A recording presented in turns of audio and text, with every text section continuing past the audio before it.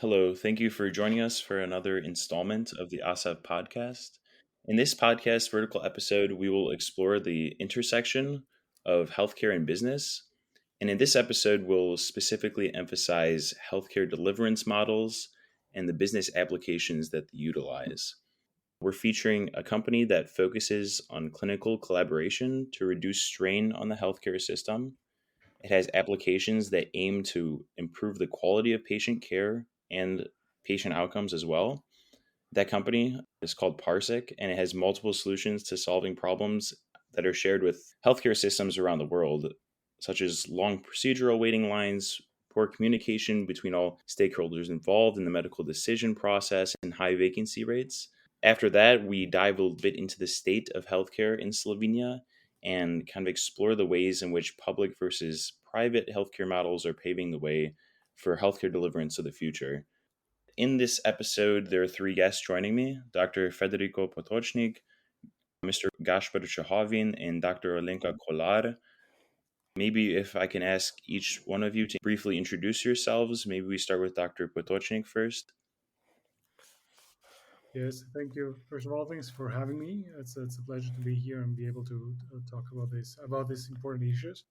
By myself, in a nutshell, I was born and raised in Argentina, so I have a mixed background. That's why I have a Spanish name and a Slovenian surname.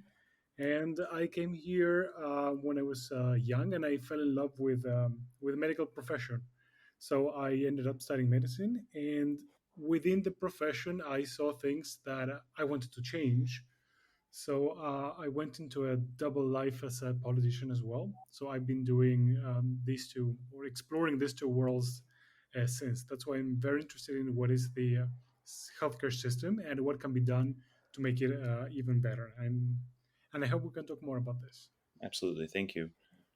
Mr. Chehovin next, maybe. Thank you. Yes, I'm a founder and COO in the COO role in Parsek.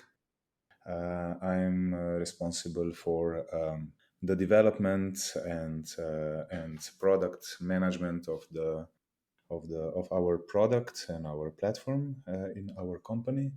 I'm coming from the Slovenian coast, from Koper. I have two children. My background actually it's economics. It's not informatics, but I am from the beginning of my career, which started by founding this company, is in informatics. Last bit less than 10 years, I am in healthcare informatics. Awesome. Thank you very much. And last, Dr. Kolar, the floor is yours. Thank you very much. I am Director General of newly established Directorate for Health Digitalisation in Slovenia. The former minister established this directorate, and he got me from Oncology Institute, where I'm also acting as a CIO. So I have this both operational and now even I don't like the name, but the politician side of my profession. We are currently, as a Slovenia, in a process of accepting a new law about healthcare digitalization that is based on the strategy that was produced by the help of European Union. That I also know that it will be mentioned more in today's podcast. Awesome. Thank you very much. Yes, all have very diverse backgrounds that are going to provide for a really nice conversation moving forward. So thank you all. Maybe we begin first with speaking a little bit about Parsec and starting with Mr. Čehovin. Mhm. Maybe we can kind of lay a groundwork for the business opportunities that Parsec aims to address, specifically what problem it aims to address, and maybe speak a little bit to where we see other similar issues in the world or in Slovenia. Definitely. Look, first of all, before digging into our technology and solutions, I need to present my view on my let's say discoveries when exploring different markets, different opportunities we do have on European level. From my early discoverings, I'm pretty sure that inefficiencies in healthcare systems are not so bigger, bigger in Slovenia compared to other developed countries. Here in Slovenia, we do not have any broader insights from what type of issues, starting with waiting lists, have much more developed countries in Europe, not talking elsewhere. We came to the conclusion that these issues are quite similar, and we identified in Parsek an opportunities where our opportunities are based on our knowledge and our experience and our already developed platform, and we turn a bit our roadmap at the beginning of this journey into building a solution which would facilitate the collaboration in healthcare. We simply discovered that collaboration is extremely inefficient, and on one hand side, it's very costly. It's a big burden for healthcare budgets. The collaboration in between the GP and the patient, in between the different professionals in different setups, in different use cases. And on the other hand side, it is from year to year more and more needed. Thus, specialties in the healthcare system are going so deep that without the multidisciplinary approach to each and every decision about the surgery, about any action, is very needed. Simply one person cannot decide because there are so many fields going into very details that different specialists are simply needed for many decisions in the healthcare environment. We developed a so-called collaboration platform called Vitali, and we covered two use cases. One is the digital support for care pathways for the outpatient in the home care. Actually, this solution is called managed care. And the second one, and now even more, let's say, the solution which is ramping up, it's support for the MDT meetings, where we have a good traction on especially Netherlands markets. We cover two markets right now, Netherlands and the Dutch market and UK market. And this is the reason why we simply dig into these two markets is that entering in one market is extremely difficult, and it is an investment to be completely compliant with all the legislation, certifications, and so on. And secondly, so we just end up with two. And there is a third one opening, and I'm very proud of the first project going on in our Slovenian market, which is now going in production in 1 month time. It is always the fact of policies, and I'm very happy that this will be also one important topic we will touch on this webinar. In UK and in Netherlands, they have a clear policy, and they are executing it very efficiently. They prepared for it years ago, and there are differences in between these two markets. However, they are very clear in what they are doing. when speaking about the digital transformation in healthcare. I see. Yeah, that is definitely very, very important, very interesting. The collaboration is a huge part of saving time and money. A huge problem to address, and everything you spoke about the Vitali and the MDT meetings. And I'd love to explore maybe more of the certifications and policies a little bit maybe later in the episode. Yes. So thank you for that. Maybe next we can move on to talking a little bit more about now Slovenian healthcare system. Mm-hmm. I maybe I can lay a very short groundwork for my understanding, based on an episode of a podcast that I recently listened to called Faces of Digital Health podcast by Tjasha Zaitz. Actually, Dr. Kolar.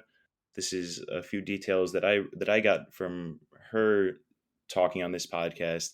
And my understanding is that the healthcare system it involves every person putting money aside by default. The pros are that health services are available for everyone.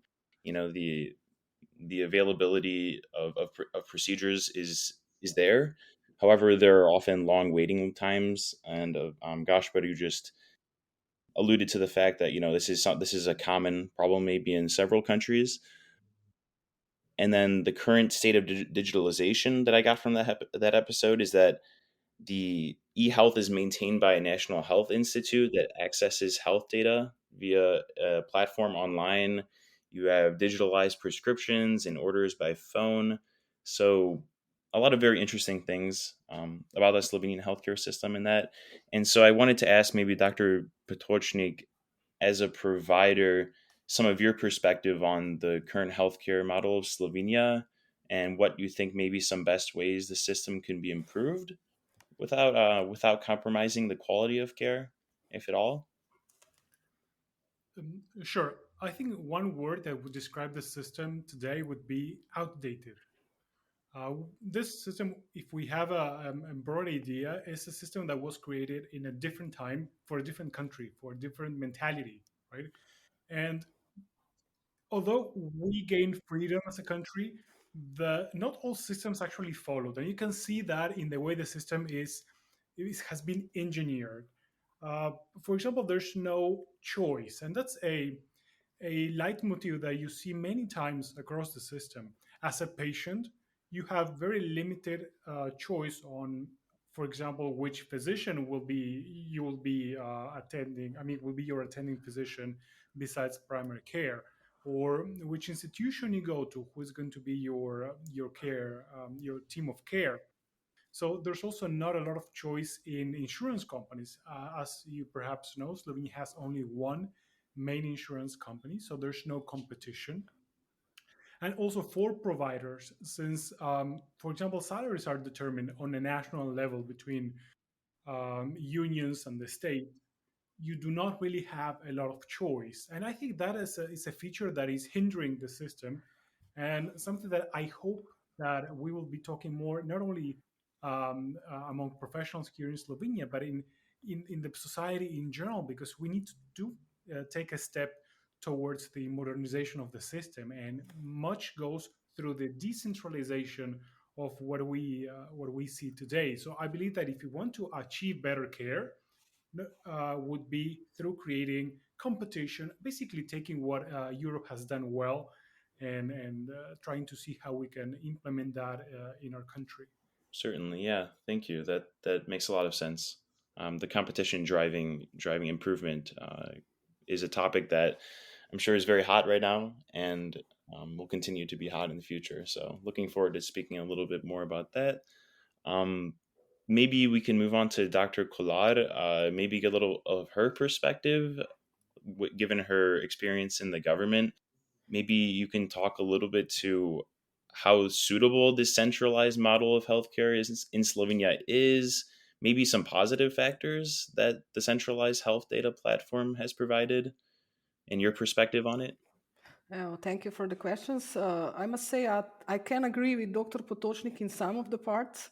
Let's say if you are asking me about centralized, if we put patient in a center, that the system has to be centralized, but the patient should have a choice to go to any of the doctors, and it should be paid either from public insurance company where we will put money, or additional if you want some special better care, nicer room from your what you put aside by yourself. So it's okay if centralized if the patient is in the center. And what this government strives to do is revolve everything about around the patient, so that the patient data are really the things that are in the center. And then the patient decides for him or herself what to show of this data or what not to show, to whom to show, and where to go. And this should be paid at least by some minimal amount that any doctor can get this. And then, of course, additional services provided to the patient. So the new law that is currently in the procedure strives to do exactly that. Patient owns the data, so he's the center, he or she is the center. And then he does not need to carry around the pictures and exams and referrals. Everything goes digitalized around the country, and it can be, let's say, the referral, it's already digitalized, but it can be picked up by any hospital in our country when the patient decides to go from Ljubljana to Maribor or to Koper or anywhere. So this is the digitalized, centralized platform provides, but we would like to do more. As I said, also the clinical data should be stored in one national e-health chart, so that the hospitals or the healthcare providers will still have their own, of course, their own maps and their own um, cartoons of the data in their systems, but the main data about the patient should come to the centralized storage, where the patient can freely say this doctor will see my I don't know, urological exam, this doctor can see my cardiological exam, and my GP can see everything, or I will change the GP if I cannot trust to him. This is the centralized part. I see. Yes, that's really intriguing, especially with the patient owning his or her own data. Definitely something uh, that's very important and something that we can think about in the future. Thank you. Okay, great. So moving on to now state of the art practices in healthcare digitalization. Maybe we can talk more to Slovenia and its own technology with healthcare digitalization, and maybe in what parts it makes sense to pursue it. I was thinking maybe Dr. Potočnik can speak to this, speak to maybe Slovenia leveraging business opportunities in the digital sphere. And of course, if anyone would like to jump in and maybe add to that, you're more than welcome to. But if Dr. Potočnik can start us off with that. Sure.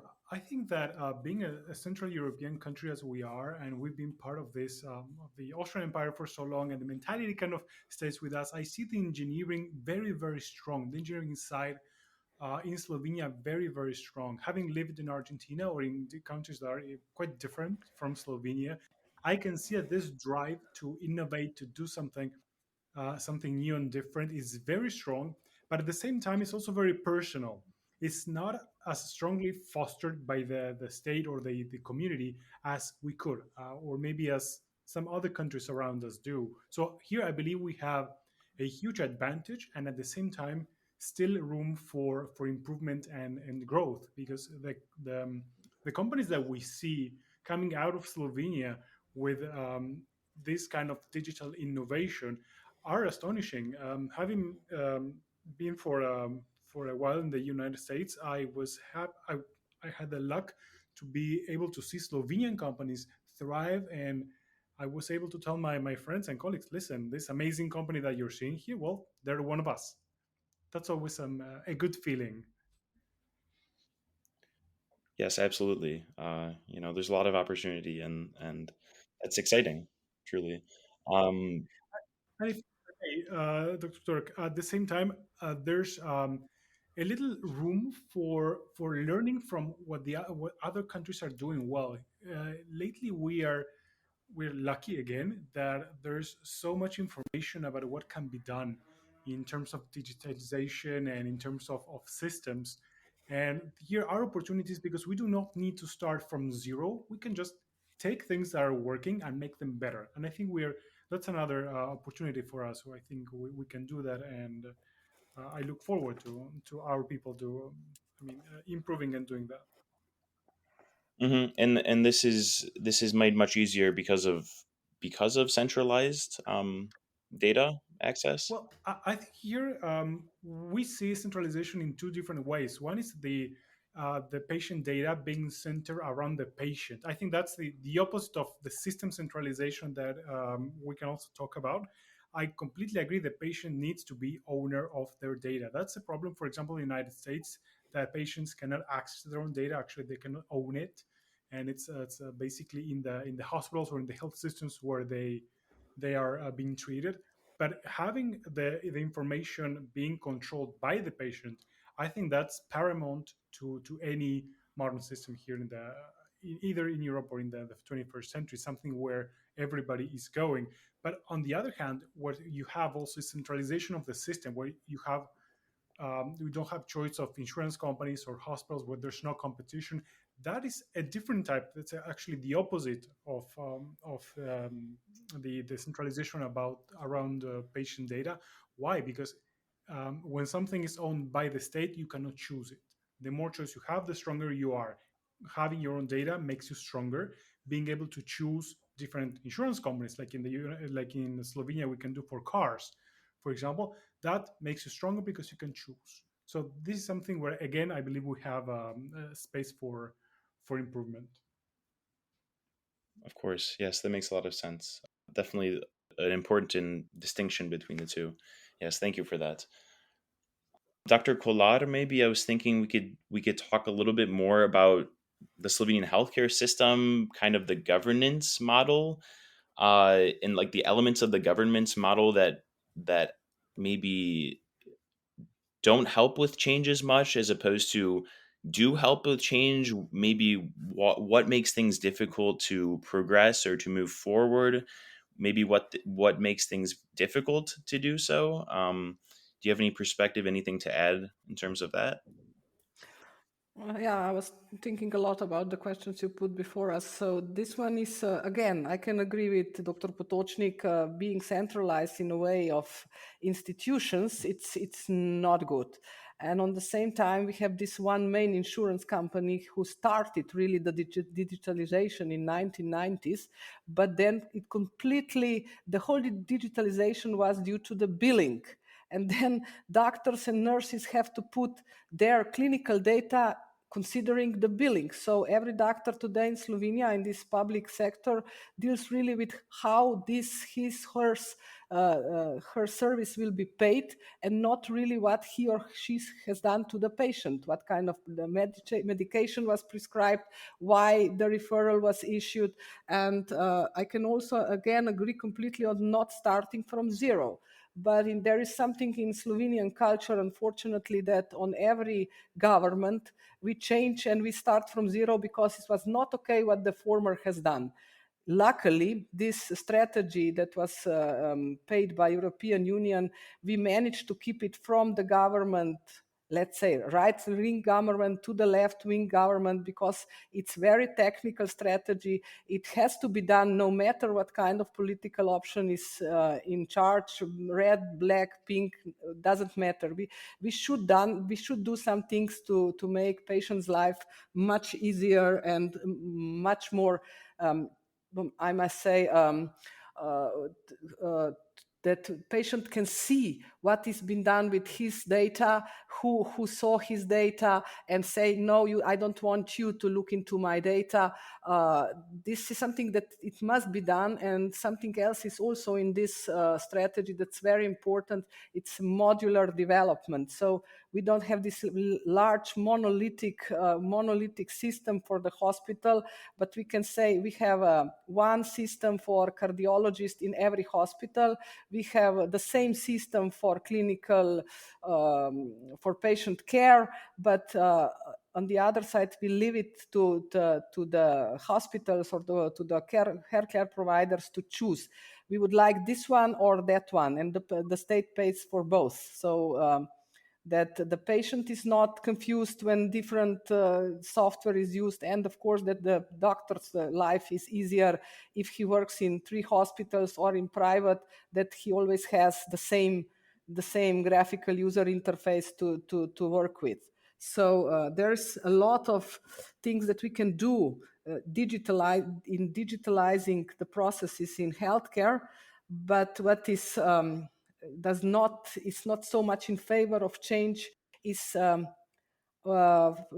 we have a lot of older population that is not good with digitalization. We are trying to solve this in one way through the whole state, so that, let's say, my great aunt, she's 85, she never used computers, can give me a state. She say, Alenka will do this for me, and everything is completely recorded what Alenka has done in her name in the digital sphere of healthcare. So we are trying to do this, and of course there will have to be some changes in culture, because digitalization brings different roles and bring different importance. Maybe this doctor will not be so much important anymore, and it will be on some other process he will be more important, and some administrative worker that can now say you can come or you cannot come, she will not be able to say this, because computers only decide completely without any personal interest. So there will be some changes when we completely digitalize healthcare processes. Yes, absolutely. Yeah, thank you for that. That's a very good point, and definitely a very important call to action in terms of providing for incremental change and ultimately for better patient outcomes as you try to integrate that into a population where, of course, people have different views and people have different abilities. So very insightful. Thank you. I do agree with both. The only thing, maybe as a comment on what Mr. Potočnik said, I would in my personal opinion, things the reasons why we face these inefficiencies in Slovenia, and maybe also maybe definitely also abroad, are in the way where how these systems were financed through the history. Actually, there are different industries reinvesting their profits, their margin into their own processes, and this percentage of reinvestments vary from industry to industry. Usually, in the big corporations are in between 4 and 5% being reinvested on an annual level into R&D activities, which will foster the efficiency in the next year, right? There are small companies and scale-up companies as Parsek. For instance, we are reinvesting up to 10% of annual turnover into our own efficiency. In the healthcare, on the other hand side, there was in all developed markets the percentage of these reinvestments just about or below 1%. And this is the reason why is because the main percentage, and let's put aside all the politics, great things, but really in theory, the biggest percentage was always from year to year invested into medical research, into oncology, into how to improve our quality of life and live longer, simply. And nobody was interested into investing into the process optimizations. But now, when people are older and older and need a lot of support, and the budget for healthcare is rising all over the world, we started questioning about how things are digitalized and how things could get better and better. And for the last 20 years is definitely the digitalization of one of the last industries is on our tables, and this is and with introducing a competition into the healthcare system would not foster, from my opinion, the digital transformation at all. There are many, as said at the beginning, there are many developed countries where we can see the same or even worse situation. And in we're already comparing our two markets where we are really, let's say, at home. You have on one hand side the UK market, where everything, literally everything, is under NHS. It's very centralized.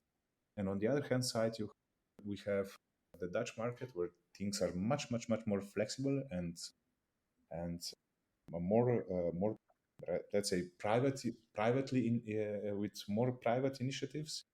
But I would hardly say that the Dutch system don't face issues with waiting lines and other complexities related to healthcare IT.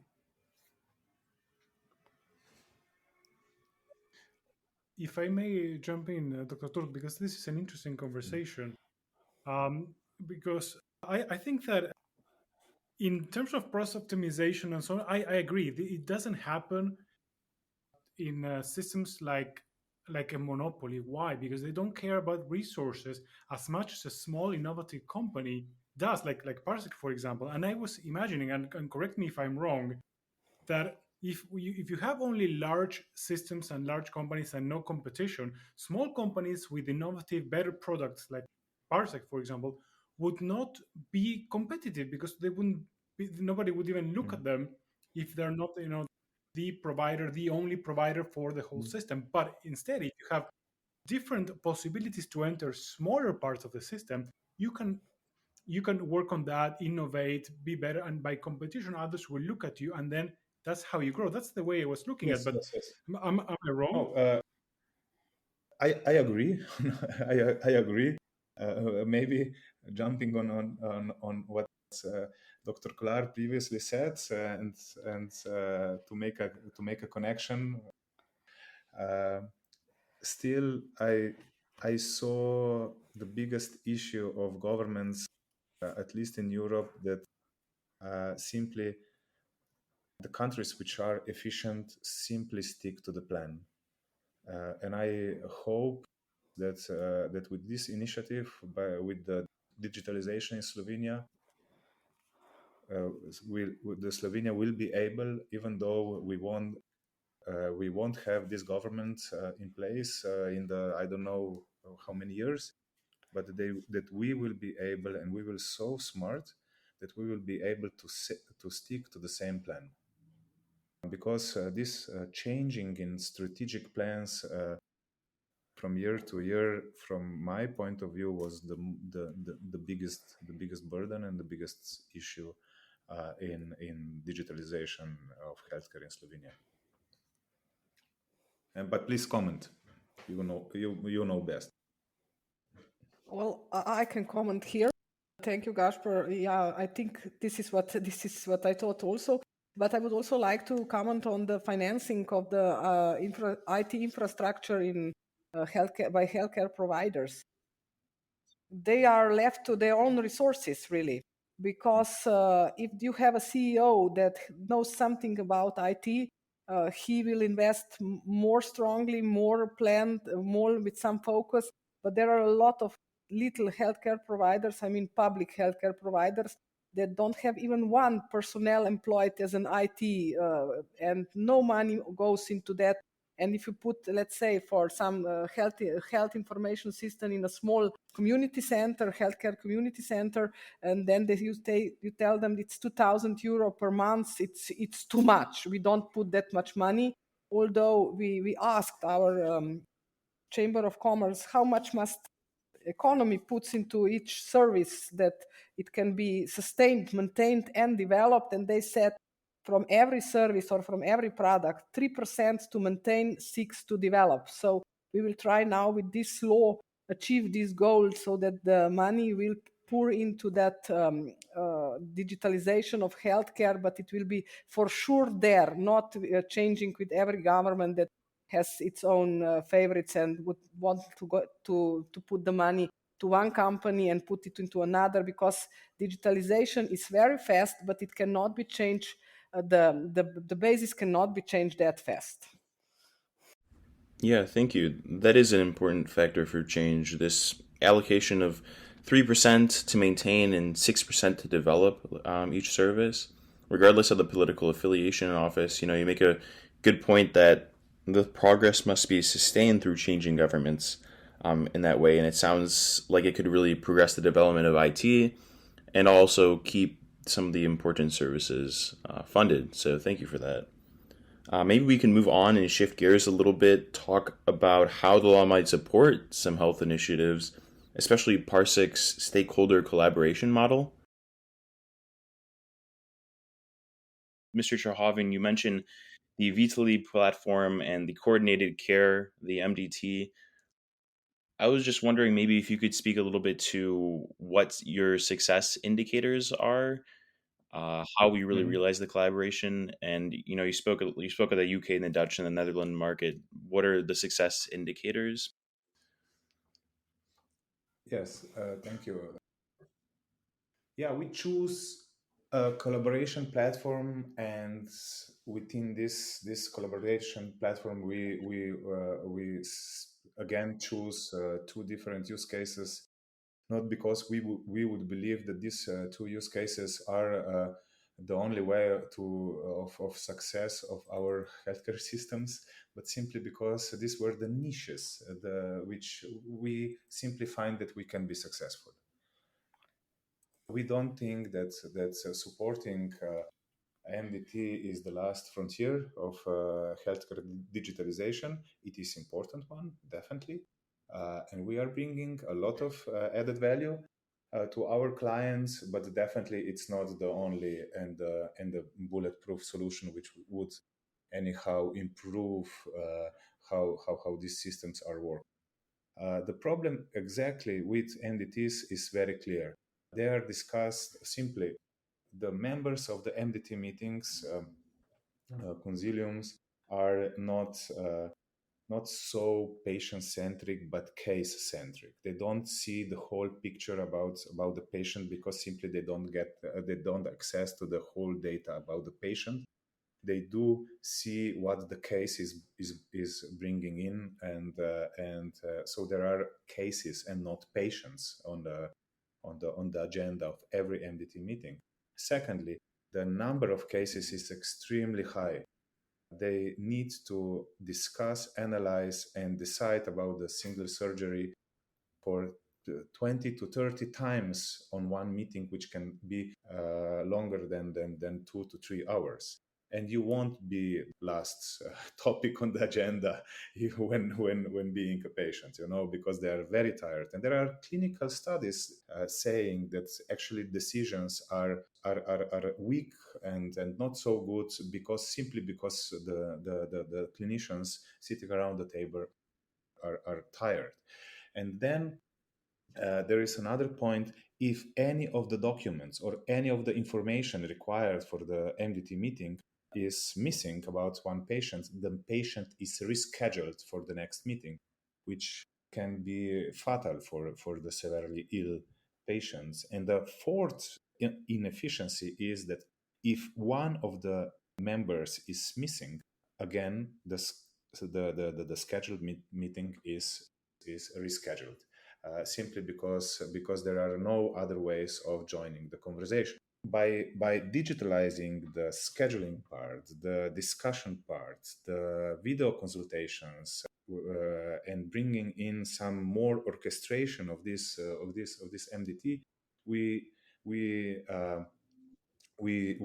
brought 50% of more efficiency gains through a number of patient reviews, simply because the clinicians can discuss, analyze, and compare different views already previously before meeting, simply talking about the secure chat. Secondly, if any information is not delivered properly or accessible, simply the MDT meetings through our platform cannot be scheduled.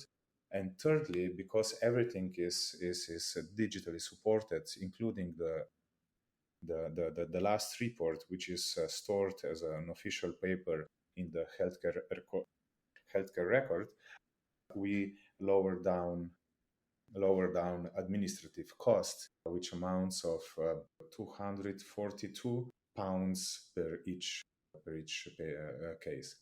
I have numbers in pounds simply because it's derived from our marketing material. But yes, these are the three main KPIs: number of patients, quality of care, and the number of rescheduled patients, which is then below 1%, and at the end, administrative costs.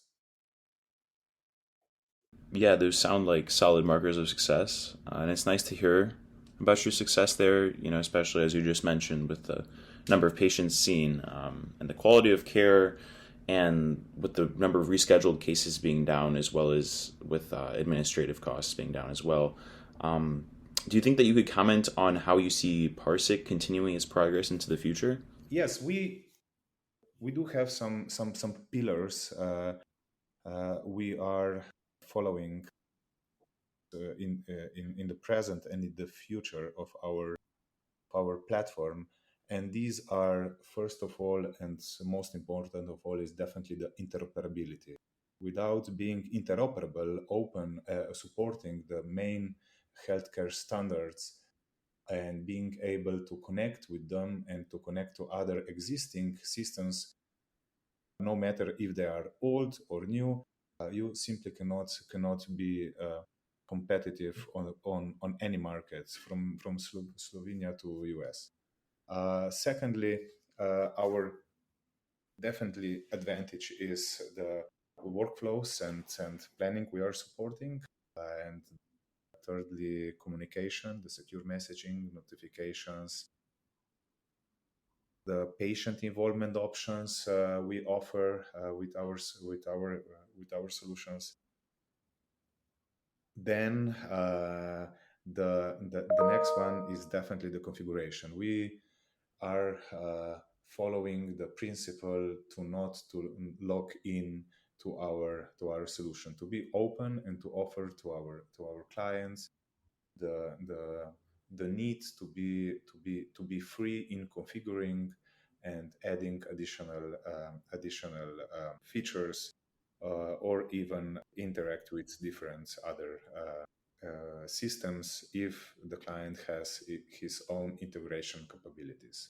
And then the last one, where we are putting a lot of effort recently, is analytics. The analytics as also a baseline for the future AI capabilities of our platform. Great. Yeah, it sounds like a very flexible, very scalable system, and so thank you for those pillars. Next, I wanted to ask Dr. Kolar, kind of shifting a little bit more back into digitization in healthcare in Slovenia. I wanted to ask about the COVID pandemic, whether that highlighted flaws or strengths in the system. Um, I'm not sure if you have any thoughts on that. Uh, just in general, if you have themes in mind for the future visions or goals of healthcare deliverance. Yes, thank you. Actually, I can just, based on what Gašper said, uh, the COVID showed us that we need interoperability, that we still don't have our master data in place so that every hospital would use the same code. We even don't have master patient index in place yet. We are working on that currently. So, and one of these future things that is already happening is, and again, this is also what Gašper said, we have to separate data from the applications. So data is owned by a patient and it can be used by any application if it's standardized, of course, and if there is sufficient cybernetics, cybersecurity and information security. And we need to reuse what is already in our databases. Otherwise, it costs too much. And everything I just listed is in this new law that I hope it will pass through the parliament. Due to some very sporadic and very personal negativity, we have some drawback currently, but I hope we will push it and it will be it will be in place by the end of this year. It's really important in our country that we have this law, or we have some law that we can do some things. Otherwise, there will always be somebody to complain about something, and you can just argue all the time. So data separated and reuse. This is the feature of the law. Great, thank you. Yeah. Okay, so next, thank you. I'm going to ask Dr. Potočnik if you'd like to add any more thoughts on decentralization. I'd love to hear more about kind of this the potential for decentralization and the creation of competition between hospitals. Like, what are the benefits to it? Maybe speaking a little bit to how that competitive nature can really be brought out by it. Sure. One thing that we need to understand when talking about the Slovenian healthcare system and its centralization, that is that all hospitals are owned by the state. That means they are managed by the Ministry of Health. All the money, so the budget they get is from the Ministry of Health, and the money they spend is also determined by basically by the ministry and the what we call ZZZS, the main and central insurance company. I'll call it the insurance company, the only one in the country. So imagine, Dr. Turk, that you're the CEO of a hospital. So the money that you get is the money that is being given to you by the insurance company, right? And the money that you spend, for example, salaries or material or all that, nothing is in your control, because the salaries are determined by the state, between the unions and the state.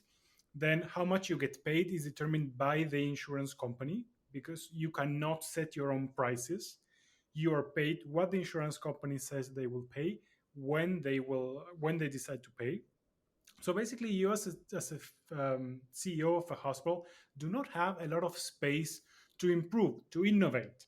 And imagine you're a smaller hospital. Let's make an analogy of Parsek here as a good example of a good innovative company.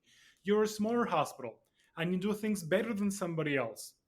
But since you're paid all the same for if you work better or if you work worse, you're not incentivized, because that you cannot see it in money, because it's so centralized that it does not take that into account. So where is your incentive to keep being better, to keep improving? Where's your incentive to try to find a company for your software, like for example, let's say Parsek, and work with them to be even better, to get more patients, and then get more money with which you can pay your physicians and your nurses better, or maybe buy a new MRI, or maybe something.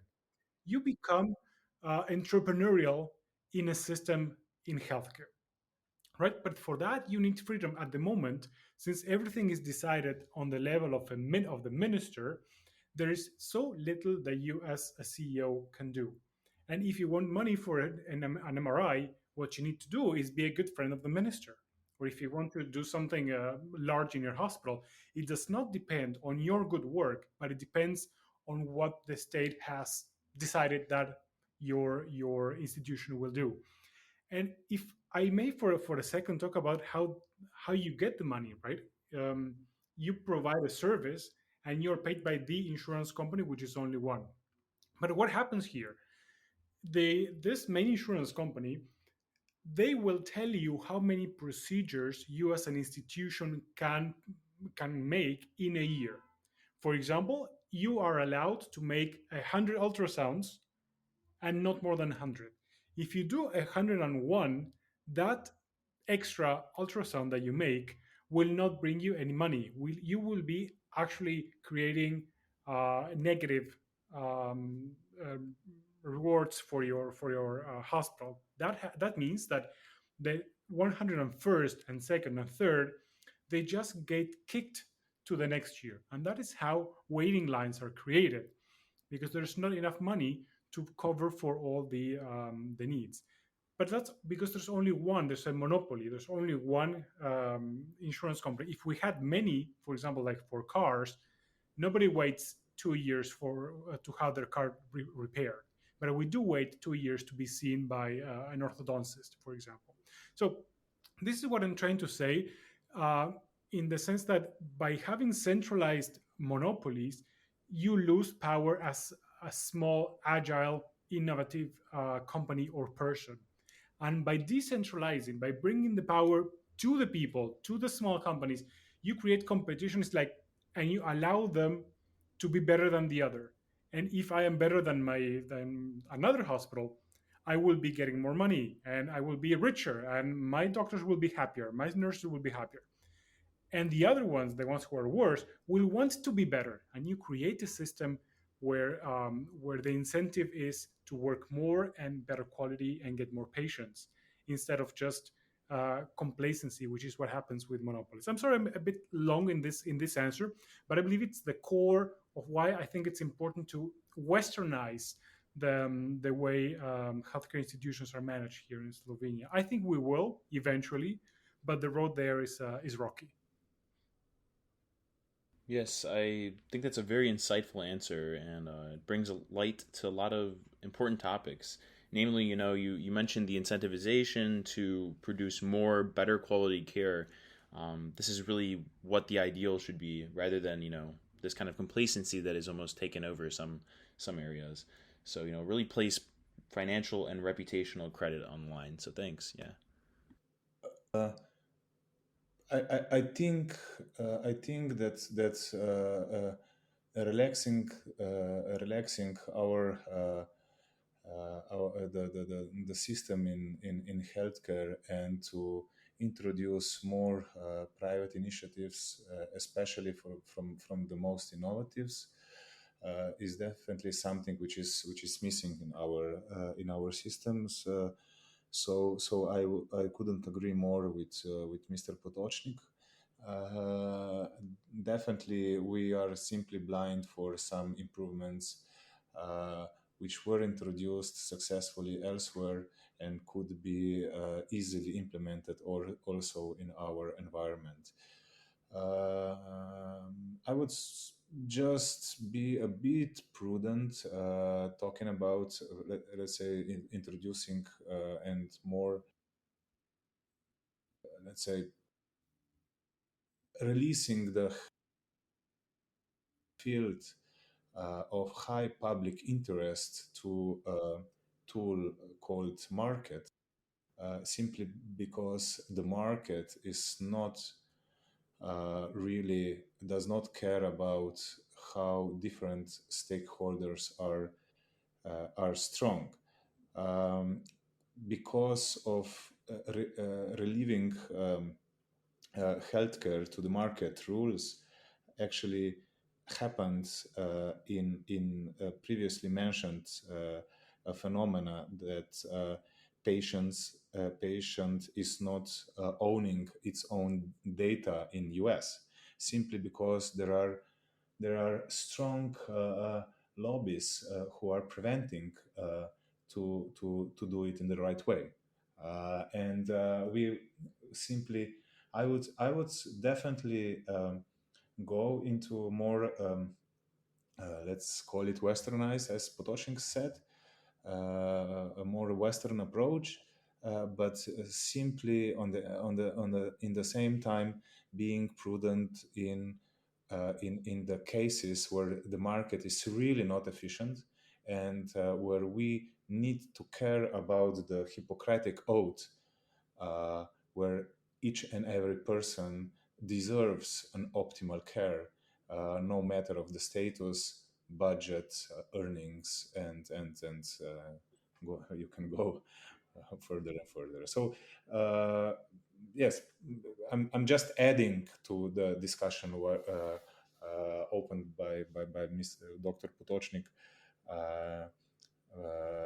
where I also agree.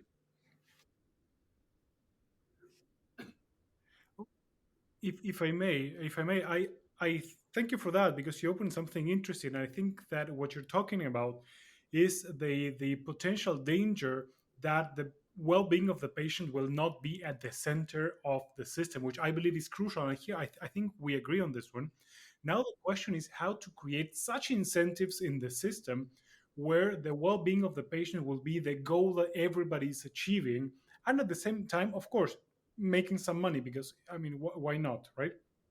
the the incentives is the question: are they the right incentives or the wrong incentives?